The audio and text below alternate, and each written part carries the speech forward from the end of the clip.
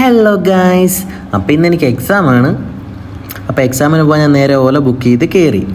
ഇടി കിട്ടിയവന്റെ തലയിൽ പാമ്പ് കടിക്കാന്ന് കേട്ടിട്ടുള്ളതാ ഇപ്പൊ കണ്ടു.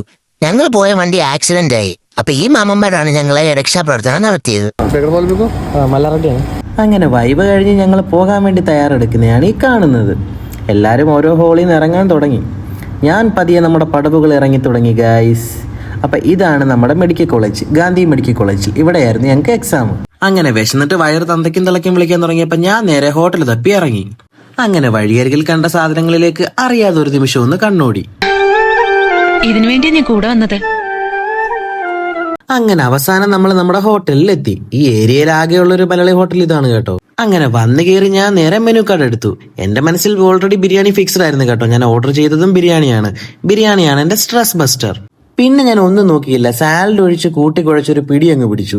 ബിഷപ്പിന്റെ വിളി അത്രമേലുണ്ടായിരുന്നു. പിന്നെ ഒരു ഭംഗിക്ക് ഞാൻ ഒരു അയില വറുത്തതും കൂടി മേടിച്ചു. അങ്ങനെ നമ്മുടെ ക്ഷീണം മാറ്റിയ ശേഷം നേരെ വീട്ടിലേക്ക്. അപ്പൊ വീഡിയോ ഇഷ്ടപ്പെട്ട ലൈക്ക് ആൻഡ് സബ്സ്ക്രൈബ് ചെയ്ത് കൂടെ കൂടിക്കോ.